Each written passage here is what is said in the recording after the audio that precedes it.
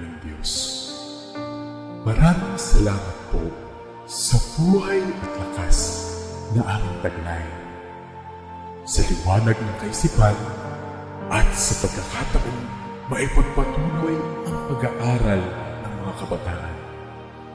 Gabayan mo po ang bawat isa sa amin. Anuman ang bahagi na aming gagampanan, naway maging maayos at matagumpay ang pagtuturo at pag-aaral na aming gagawin sa araw na ito. Patawarin mo po kami sa aming mga pagkulang at pagkakasala. At sa aming paggawa, ikaw po ang aming makasama. Amen. Good morning, grade 4 pupils. I'm Jerome, NICODEMUS from San Miguel Heights Elementary School, your teacher for today. Once again, let's get started because I'm happy to share to you another interesting lesson in mathematics. So make sure you have your learning packets with you, your notebook and a pen for taking down notes. Use the comment section if you have questions about my discussion. We are now on quarter 4, week 2 of most essential learning competencies. Do you remember how to solve word problem? How about word problems involving square, rectangle, triangles, parallelogram, and trapezoid? Because for today's lesson, you must perform and master these learning competencies.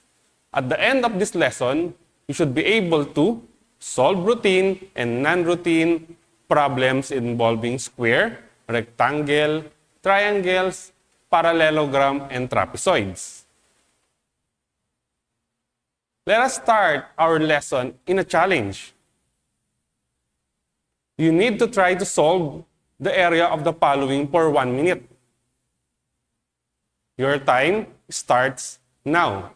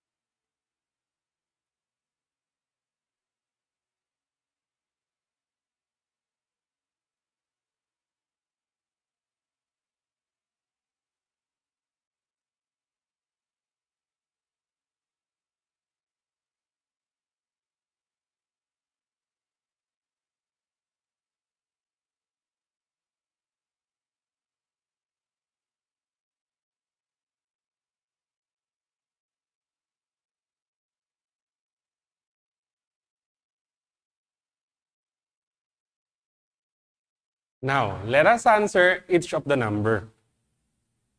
Number 1, let A be the area. Let S be the side. Let L be the length. And let W be the width. So number 1, the side of the square is 3 centimeter. So A equals S times S. A equals 3 centimeter times 3 centimeter equals A equals 9 centimeter squared. Number 2, the length of this rectangle is 7 centimeter and the width is 3 centimeter. So 7 centimeter times 3 centimeter is equal to 21 centimeter squared. For number 3, let B be the base and let H be the height. A equals B times height. So the base of this parallelogram is 8 centimeter, while the height of this parallelogram is 5 centimeter. So the area will be 40 centimeters squared. Number 4. The base of this triangle is 4 centimeter and the height is 6 centimeter. So multiply those two measurements, we will get 24 centimeters squared. Then divide 24 centimeters squared to 2. And the answer is 12 centimeters squared. Last but not the least is this trapezoid. So again, let B be the base, height will be, H will be equal to height, and A will be the area. The base 1 is 6 centimeter, the base 2 is 8 centimeter, and the height is 7 centimeter. So 6 centimeter plus 8 centimeter is equal to 14 centimeter. Then multiply to 7 centimeter is equal to 98 centimeters squared. Then divided by 2, the area is equal to 49 centimeters squared. Now, what can you say about these two pictures? Which of these two is more beautiful to look at? Yes, more trees are better. Did you know that one of the effects of illegal logging, just like the second picture, is soil erosion? To prevent this, some of non-government organizations is continuing their campaign to plant trees across the planet. One way to prevent soil erosion is to plant carabao grass in open space to preserve topsoil. So, a trapezoidal lawn has an upper base of 14 meters and a lower base of 28 meters. The distance between the parallel base is 8 meters. If the lawn is to be planted with carabao grass, how many square meters of carabao grass will be needed? To answer this word problem, we need to follow the steps in solving word problem. Again, the first step is to understand the problem. To understand the problem, we need to know what is asked or the unknown. This is usually the question in the last sentence of the word problem.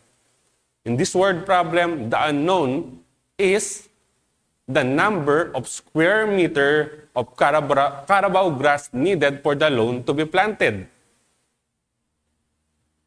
Now, we also need to know the given facts. These are the numbers which we will use to get the final answer. In the problem, the given facts were the upper base of 14 meters, lower base of 28 meters, and the distance between the parallel bases, which is 8 meters. The second step in solving word problem is to plan for the word problem. We need to determine the formula to solve the problem. The shape of the lawn is trapezoid. So we need to find the formula for finding the area of the trapezoid, which is A equals, or let A be the area. So A equals B1 plus B2, then multiply by height, then divided by 2. So, the next step is to solve using the suggested formula. Base 1 is 14 meters, and base 2 is 28 meters. So, add them together, we get 42 meters. Then, multiply 42 meters by 8 meters, that is, or we can also divide 42 meters by 2, which is, we will get 21 meters, then multiply to height, which is 8 meters. The answer is 168 meters squared. So last but not the least is to state the final answer. The final answer is 168 meters squared of carabao grass is needed if the lawn is to be planted with carabao grass. So let's have another problem. Imelda wants a new carpet for her rectangular dining room. Her dining room has a length of 12 meters and a width of 9 meters. What will be the area of her carpet that covers our entire dining room. So again, let's follow the step in solving word problem. First is to understand, let's answer, or let's find what is asked or the unknown.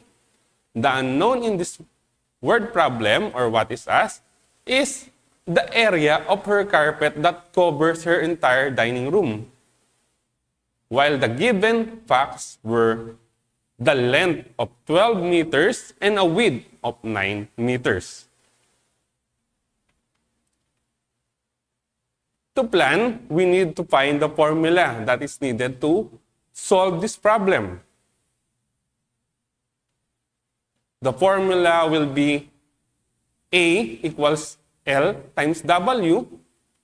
So again, where L equals length and W will be width.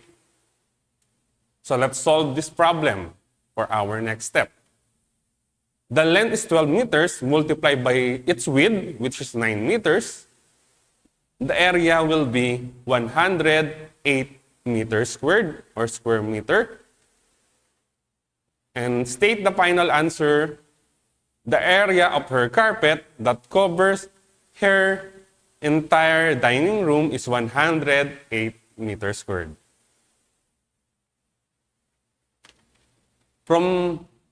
So let's have our third problem. A triangular pond has a base of 10 meters and a height of 6 meters. What is the area of the pond? So again, let's follow the steps in solving word problem. Understand what is asked or unknown. The area of the pond. What are the given facts? 10 meters equals base of the pond. 6 meters equals height of the pond. Plan. Because the shape of the pond is triangle, this will be the formula. A equals B times height divided by 2. Let us solve this problem. So 10 meters, which is the base, times 6 meters, which is the height, then divided by 2. So 6 meters squared divided by 2 is 30 meters squared. So the final answer will be the area of the pond is 30 meters squared. So for your first activity, let us read and analyze the word problem and use the steps that we studied. A parking lot is constructed in the shape of parallelogram.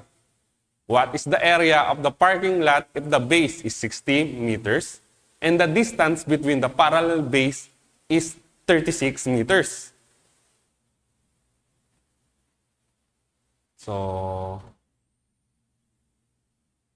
I will be giving you just 5 seconds to solve what is asked. Your 5 seconds starts now.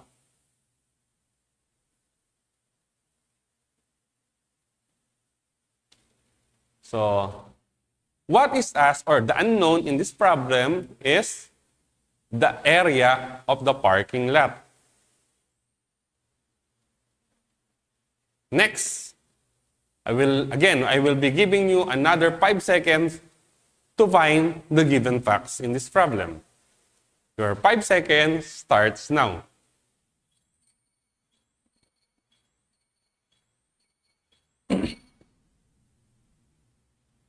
The given facts in this problem are the base of the parking lot, which is 60 meters, and the distance between the parallel base, which is 36 meters.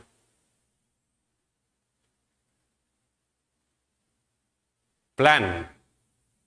Another 5 seconds to write the formula. Your 5 seconds starts now.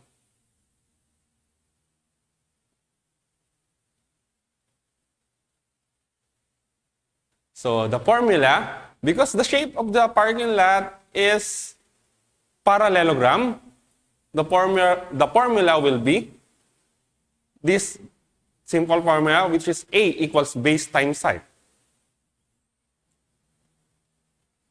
So let us solve the word problem.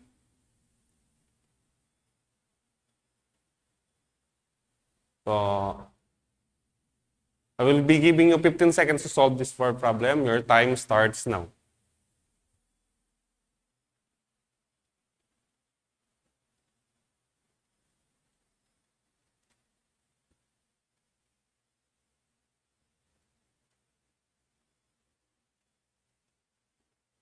To solve this word problem, we need to use the suggested formula.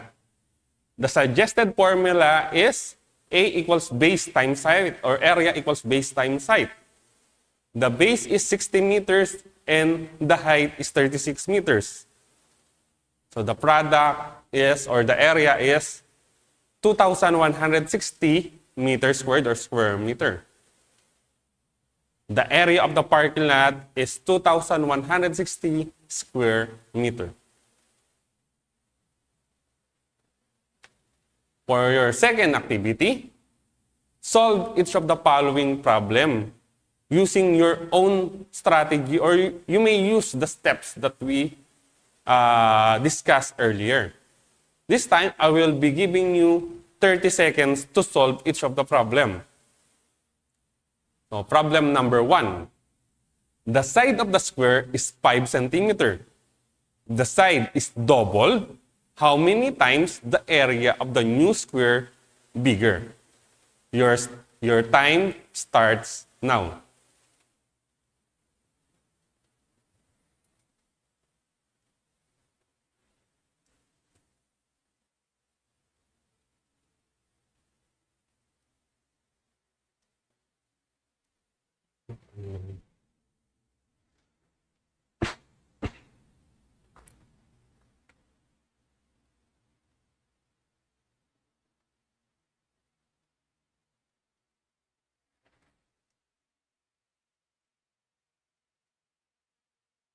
Let us solve this problem by drawing an illustration. So let us draw the first square, which has a side of 5 centimeters, and the second square, which has a side of 10 centimeters. So let's find the area of each of the square. 5 centimeter times 5 centimeter, 25 centimeter squared. That is the area of the first square. How about the area of the second square? 10 centimeter times 10 centimeter. The area of the second square is 100 centimeters squared. So to find how many times the area of the new square bigger than the area of the first square, we need to divide 100 centimeters squared to 25 centimeters squared. Therefore, the area of the new square is 4 times bigger than the area of the first square, because 100 centimeters squared divided by 25 centimeters squared is equal to 4. Number 2.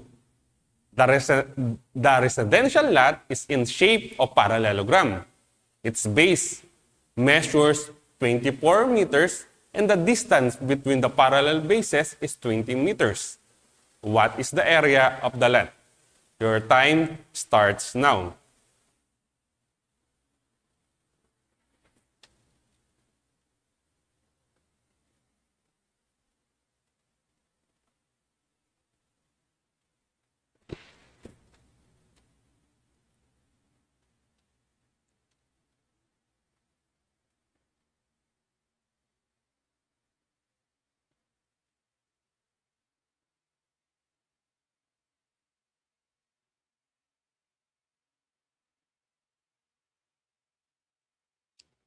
Again, we can solve this problem by drawing an illustration.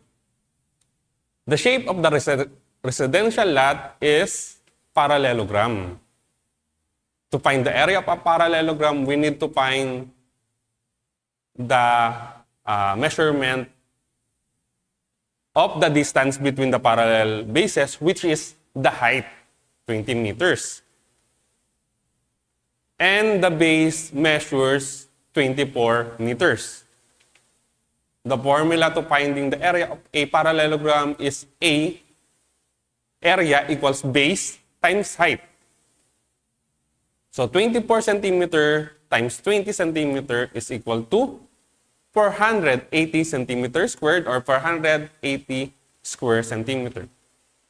The area of the lot is 480 centimeters squared.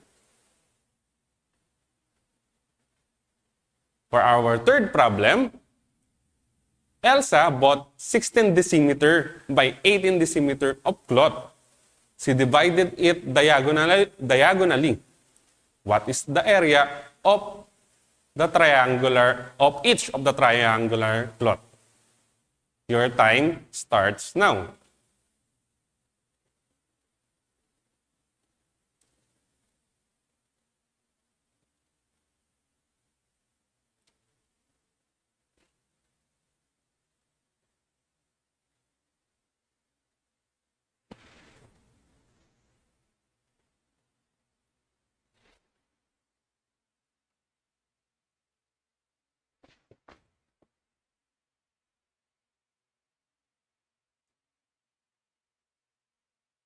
So let's try to draw a cloth.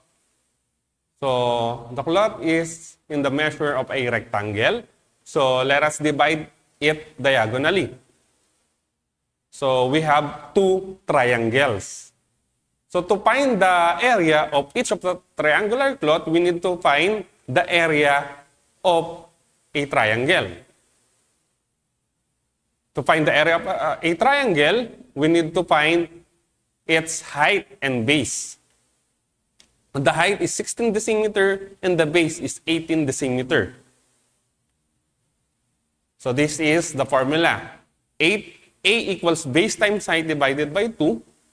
So 18 decimeter times 16 decimeter is 288 decimeter. Divided by 2 is 144 decimeter. So the area of each triangular cloth is 144 decimeter squared.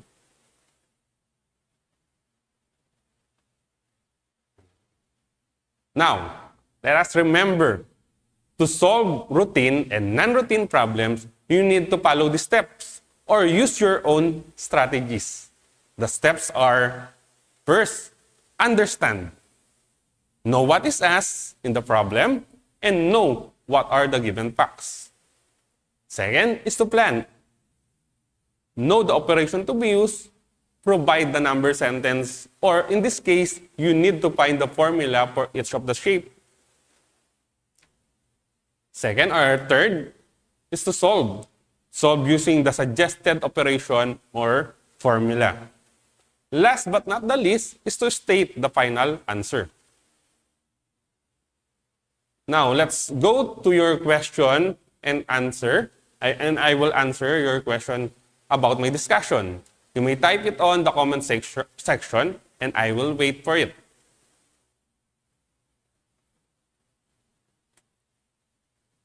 So, we have our first question.